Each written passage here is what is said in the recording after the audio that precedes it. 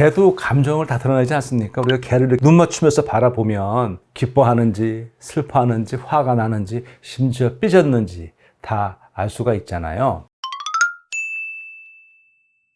안녕하세요, 김흥빈입니다. 혹시 화상통화로 이 반려견하고 소통해 보신 적 있으신가요? 그 지인이 강아지를 저희 집에 데리고 와서 자기 딸하고 이렇게 화상통화를 하는데 우리 집에 와 있는 이 반려견이 화상 속에 주인을 못 알아보는 거예요. 그러니까 목소리 들으면 막 어쩔 줄 모르는데 제대로 화면을 보질 못하더라고요. 왜 얘가 이렇게 화면을 잘 보지 못할까요? 그거는요, 우선 개가 세상을 보는 그 시각은 우리하고 다릅니다. 개는요, 이 색을 구분하는 능력이 우리보다 제한적이에요. 색을 파랑과 노랑만 구별할 수 있습니다. 빨간색이나 초록색 쪽은 잘 못 봐요. 아마 그런 색들은 강아지에게는 회색처럼 보일 가능성이 큽니다. 그래서 지금 그림에서 보시는 것처럼 왼쪽에는 우리의 눈으로 보는 장면이고요. 저 그림을 개가 본다면 오른쪽에 보이는 것처럼 좀 뿌옇고 채도가 낮게 그렇게 보일 겁니다. 게다가요, 개의 시력은 인간보다 더 안 좋아서 특히 작은 화면에 나타난 얼굴을 알아보는 건 쉽지 않을 겁니다.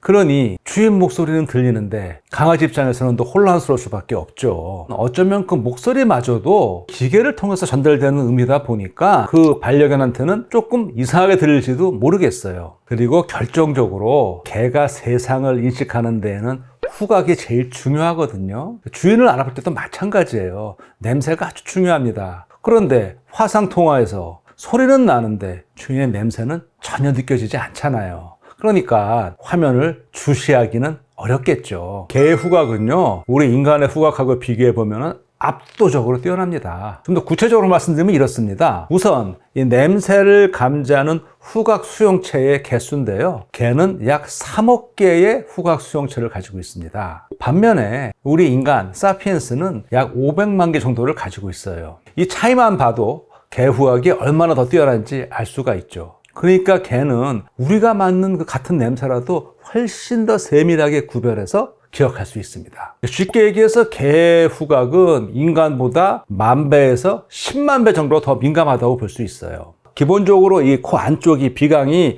더 크고 더 많은 주름과 굴곡이 있어서 냄새 입자를 더 오래 머물게 해서 더 정교하게 분석할 수 있습니다. 그리고 또 이 개의 코는요, 숨을 들이마시고 내쉴 때 냄새 입자를 계속해서 감지할 수 있어요. 왜냐하면 그 개 코 모양을 보시면 우리는 동그란 구멍이지만 개의 콧구멍은 약간 옆으로 이렇게 홈이라고 그럴까요? 틈이 나 있거든요. 그래서 내쉬면서 들어오는 게 자연스럽게 동시에 이루어질 수 있습니다. 그리고 참고로 우리는 지문이 있잖아요. 개는 비문이 있습니다.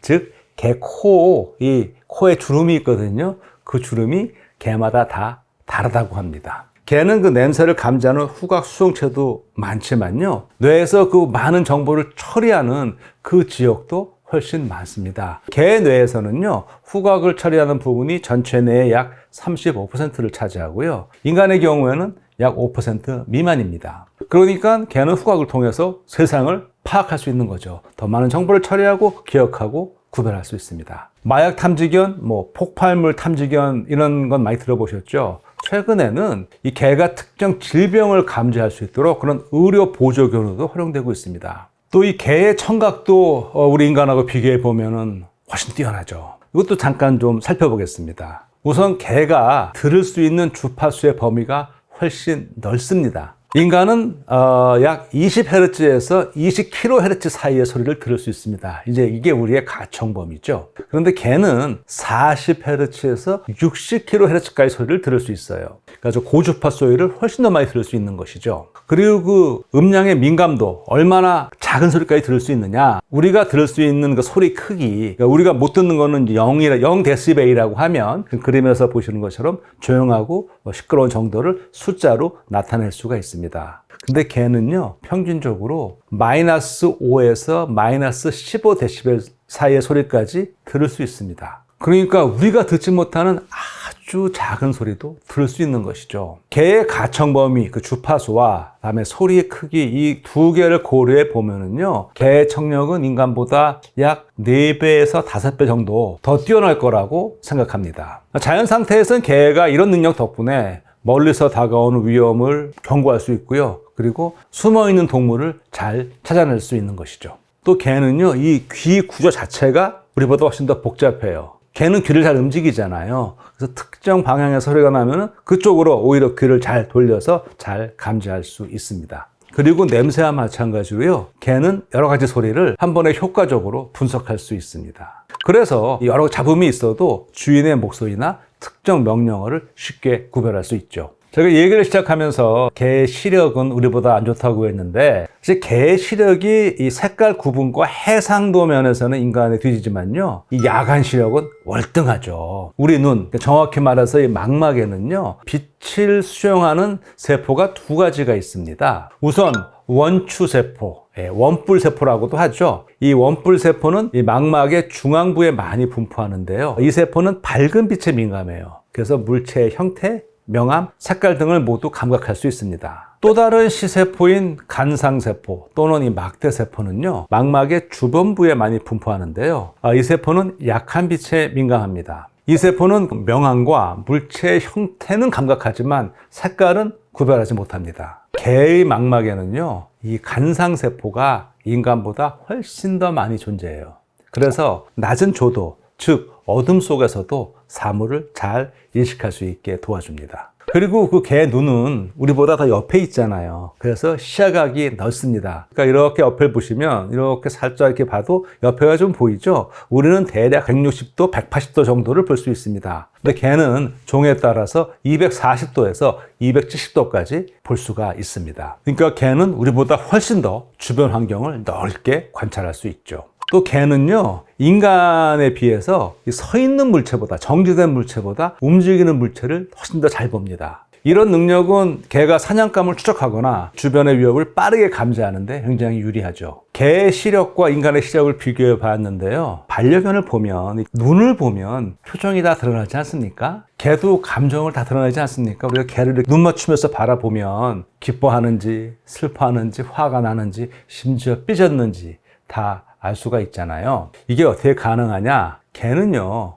잘 보시면 흰자위가 보일 만큼 눈을 움직일 수 있습니다. 2019년 PNAS, 그러니까 미국 국립과학원 회보, 굉장히 유명한 학술지입니다. 여기에 발표된 논문에 따르면요, 개가 가축화되는 과정에서 행동과 몸의 모습이 달라졌대요. 그 논문에 기재된 그 결과에 따르면은요, 이 가축화 과정에서 개의 그 얼굴 근육 구조가 인간과 소통하기 쉽게 변형된 것처럼 보인다는 거예요. 특히 그 눈 윗근육과 그 눈 옆 근육이 발달해서 눈을 이렇게 움직이면서, 눈꺼풀을 움직이면서 눈이 더 커 보이게 할 수도 있고, 흰자위가 드러나 보이게 할 수도 있고, 시무룩하게 보일 수도 있고, 여러 가지 감정 표현이 가능해졌다는 것이죠. 그런데 늑대에게는 이런 근육이 거의 없답니다. 그리고 이 늑대와 가장 가깝다는 시베리안 허스키에도 이 근육이 상대적으로 덜 발달해 있대요. 개는 이런 동작을 자주 함으로써 인간에게 뭔가를 계속 얘기하는 거죠. 나를 좀 봐달라. 나를 예뻐해달라. 실제로 우리가 그런 표정을 보면 귀엽고, 또 인간은 이걸 돌봐주고 싶은 감정이 들잖아요. 보호하고 싶은 감정이. 이 눈썹 움직임은 이 사람들이 그런 걸 좋아하는 특성이 됐고, 결국 이게 선택이 되는 거죠. 일종의 인공 선택이죠. 그 결과 개가 늑대에 비해서 훨씬 더 아주 풍성한 얼굴 표현을 할 수 있다. 그렇게 추정하는 연구였어요. 제가 이 우연한 경험을 통해서 우연한 실험을 한번 해보게 됐어요. 실험인지 이 경험인지 한번 말씀을 들어보세요. 제가 몇 년 전에 그 제주도 지인 집에서 한 달 정도 지낸 적이 있습니다. 근데 이제 그 집에 그 진돗개 한 마리가 있었어요. 처음 갔을 때부터 덜 좋아했고, 저도 이제 개를 좋아하니까 굉장히 예뻐해주고 그랬죠. 그런데 1년 뒤에 갔는데도 얘가 날 알아보는 것 같은 거예요. 분명히. 근데 가만 생각해 보니까 오늘 말씀드린 내용의 바탕을 두고 생각해 보면 얘는 나를 분명히 후각으로 먼저 기억하는 것 같아요. 그거를 보여주는 제 경험을 했는데요. 사진을 보시면 밤이었어요. 밤에 이제 이렇게 그 숙소로 가고 있었는데, 제가 어둠 속에서 멀리서 걸어가는데 딱 나와서 앉아 있는 거예요. 저 너무 반가웠죠. 다가가니까 너무 좋아해요. 가서 이렇게 굉장히 애정 표시를 하더라고요. 아마 이걸 봤을 때 분명히 이 아이는 나의 냄새를 기억하지 않았나, 그렇게 생각을 합니다. 개하고 눈맞춤 얘기를 하다 보니까 제가 읽었던 한 책에 있는 구절이 하나 떠오릅니다. 오늘은 그 구절을 소개하면서 이야기를 마치도록 하겠습니다.